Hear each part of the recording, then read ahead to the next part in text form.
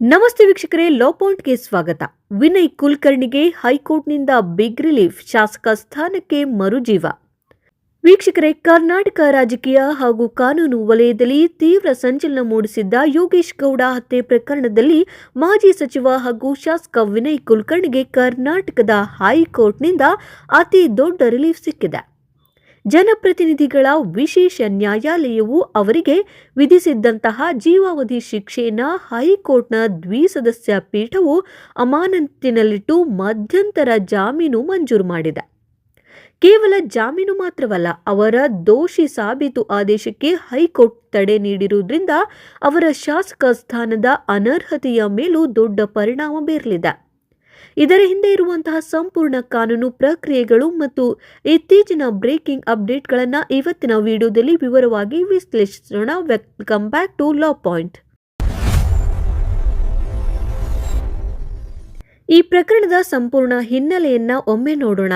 ಅದು 2016ರಲ್ಲಿ ಧಾರವಾಡದ ಜಿಲ್ಲಾ ಪಂಚಾಯತ್ ಸದಸ್ಯ ಯೋಗೇಶ್ ಗೌಡ ಅವರ ಬರ್ಬರ ಹತ್ಯೆ ನಡೆದಿತ್ತು. ಆರಂಭದಲ್ಲಿ ಸ್ಥಳೀಯ ಪೊಲೀಸರು ತನಿಖೆಯನ್ನ ನಡೆಸಿದ್ರೂ ಕೂಡ ನಂತರ ಹೈಕೋರ್ಟ್ ಆದೇಶದ ಮೇರೆಗೆ ಈ ಪ್ರಕರಣದ ತನಿಖೆಯನ್ನ ಸಿಬಿಐಗೆ ವಹಿಸಲಾಯಿತು. ಸಿಬಿಐ ತನಿಖೆ ನಡೆಸಿದ ಮಾಜಿ ಸಚಿವ ವಿನಯ್ ಕುಲಕರ್ಣಿ ಅವರನ್ನ 15ನೇ ಆರೋಪಿಯನ್ನಾಗಿ ಹೆಸರಿಸಿ ಚಾರ್ಜ್ ಶೀಟ್ ಸಲ್ಲಿಸಿತ್ತು. ಸುದೀರ್ಘ ವಿಚಾರಣೆಯ ಬಳಿಕ ಬೆಂಗಳೂರಿನ ಜನಪ್ರತಿನಿಧಿಗಳ ವಿಶೇಷ ನ್ಯಾಯಾಲಯ ವಿನಯ್ ಕುಲಕರ್ಣಿ ಸೇರಿದಂತೆ ಇತರರನ್ನ ಅಪರಾಧಿ ಎಂದು ಸಾಬೀತುಪಡಿಸಿ ಜೀವಾವಧಿ ಶಿಕ್ಷೆ ವಿಧಿಸಿತ್ತು. ಈ ಆದೇಶದ ಬೆನ್ನಲ್ಲೇ ಸ್ಪೀಕರ್ ಅವರು ವಿನಯ್ ಕುಲಕರ್ಣಿಯವರ ಶಾಸಕ ಸ್ಥಾನವನ್ನ ರದ್ದುಪಡಿಸಿ ಅಧಿಸೂಚನೆಯನ್ನ ಹೊರಡಿಸಿದ್ರು. ಇನ್ನು ವಿಚಾರಣಾ ನ್ಯಾಯಾಲಯದ ಈ ಜೀವಾವಧಿ ಶಿಕ್ಷೆಯನ್ನ ಪ್ರಶ್ನಿಸಿ ವಿನಯ್ ಕುಲಕರ್ಣಿ ಪರ ಹಿರಿಯ ವಕೀಲರು ಹೈಕೋರ್ಟ್ನ ಮೆಟ್ಟಿಲೇರಿದ್ದು ವಿಭಾಗೀಯ ಪೀಠ ಮೇಲ್ಮನವಿ ಸಲ್ಲಿಸಿದ್ರು. ಜೊತೆಗೆ ಶಿಕ್ಷೆಗೆ ತಡೆ ಮತ್ತು ಜಾಮೀನು ಕೋರಿ ಮಧ್ಯಂತರ ಅರ್ಜಿಯನ್ನು ಕೂಡ ದಾಖಲಿಸಲಾಗಿತ್ತು. ಇನ್ನು ವಿನಯ್ ಕುಲಕರ್ಣಿ ಪರ ವಕೀಲರ ವಾದ, 2016ರಲ್ಲಿ ಸ್ಥಳೀಯ ಪೊಲೀಸರು ನಡೆಸಿದ ತನಿಖೆಯಲ್ಲಿ ವಿನಯ್ ಕುಲಕರ್ಣಿ ಹೆಸರಿರಲಿಲ್ಲ. ಸಿಬಿಐ ರಾಜಕೀಯ ಪ್ರೇರಿತವಾಗಿ ಅಥವಾ ತಪ್ಪು ಸಾಕ್ಷ್ಯಾಧಾರಗಳ ಆಧಾರದ ಮೇಲೆ ಅವರನ್ನ ಈ ಪ್ರಕರಣದಲ್ಲಿ ಸಿಲುಕಿಸಿದೆ. ಟ್ರಯಲ್ ಕೋರ್ಟ್ ಸಾಕ್ಷ್ಯಗಳನ್ನು ಸರಿಯಾಗಿ ಮೌಲ್ಯಮಾಪನ ಮಾಡಿಲ್ಲ ಎಂದು ಬಲವಾಗಿ ವಾದಿಸಲಾಯಿತು. ಇನ್ನು ಹೆಚ್ಚುವರಿ ಸಾಲಿಸಿಟರ್ ಜನರಲ್ ಎಸ್.ವಿ. ರಾಜು ಅವರು ಸಿಬಿಐ ಪರವಾಗಿ ವಾದ ಮಂಡಿಸಿ, ವಿಚಾರಣಾ ನ್ಯಾಯಾಲಯವು ಎಲ್ಲ ಸಾಕ್ಷಿಗಳನ್ನು ಪರಿಶೀಲಿಸಿ ದೋಷ ಎಂದು ತೀರ್ಪು ನೀಡಿರುವುದರಿಂದ ಈ ಹಂತದಲ್ಲಿ ಜಾಮೀನು ಅಥವಾ ಶಿಕ್ಷೆಗೆ ತಡೆ ನೀಡಬಾರದು ಎಂದು ಬಲವಾದ ಆಕ್ಷೇಪವನ್ನು ವ್ಯಕ್ತಪಡಿಸಿದ್ರು.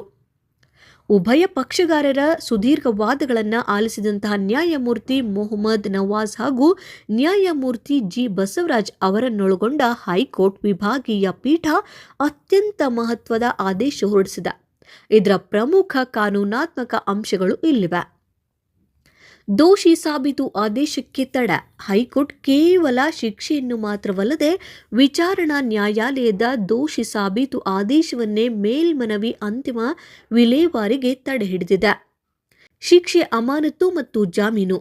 ವಿನಯ್ ಕುಲಕರ್ಣಿ ಸೇರಿದಂತೆ ಇತರೆ ಅರ್ಜಿದಾರರಿಗೆ ಜೀವಾವಧಿ ಶಿಕ್ಷೆಯನ್ನ ಅಮಾನತಿನಲ್ಲಿಟ್ಟು ಜಾಮೀನು ಮಂಜೂರು ಮಾಡಲಾಗಿದೆ. ಹೈಕೋರ್ಟ್ ವಿಧಿಸಿರುವ ಪ್ರಮುಖ ಷರತ್ತುಗಳು 5 ಲಕ್ಷಗಳ ವೈಯಕ್ತಿಕ ಬಾಂಡ್ ಹಾಗೂ 2 ಭದ್ರತಾ ಖಾತ್ರಿಯನ್ನು ನೀಡಬೇಕು. ಇನ್ನು ನ್ಯಾಯಾಲಯದ ಮುಖಾಂತರ ಪೂರ್ವಾನುಮತಿ ಪಡೆಯದೆ ದೇಶವನ್ನ ಬಿಟ್ಟು ತೆರಳುವಂತಿಲ್ಲ. ಹಾಗೆ ವಿಚಾರಣೆ ಅಥವಾ ಸೂಚನೆ ಬಂದಾಗ ಹೈಕೋರ್ಟ್ ಹಾಗೂ ವಿಚಾರಣಾ ನ್ಯಾಯಾಲಯದ ಮುಂದೆ ಕಡ್ಡಾಯವಾಗಿ ಹಾಜರಾಗಬೇಕು. ಧಾರವಾಡ ಪ್ರವೇಶ ನಿರ್ಬಂಧ ಸಡಿಲಿಕೆ.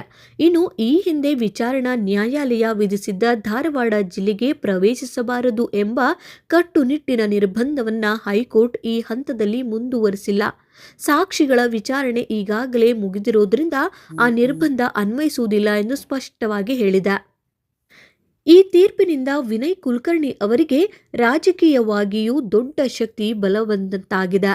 ಕೆಳ ಹಂತದ ಕೋರ್ಟ್ ನೀಡಿದ್ದ ದೋಷಿ ಸಾಬೀತು ಆದೇಶಕ್ಕೆ ಹೈಕೋರ್ಟ್ನಲ್ಲಿ ತಡೆ ಸಿಕ್ಕಿರೋದ್ರಿಂದ ವಿಧಾನಸಭೆ ಸ್ಪೀಕರ್ ಅವರು ಈ ಹಿಂದೆ ಹೊರಡಿಸಿದ್ದ ಅನರ್ಹತಾ ಆದೇಶವನ್ನು ರದ್ದುಗೊಳಿಸಿ ಅವರ ಶಾಸಕ ಸ್ಥಾನವನ್ನು ಮರುಸ್ಥಾಪಿಸಲು ಅಥವಾ ಪ್ರಮಾಣವಚನ ಸ್ವೀಕರಿಸಲು ಕಾನೂನುಬದ್ಧ ದಾರಿ ಸುಗಮವಾಗಿದೆ.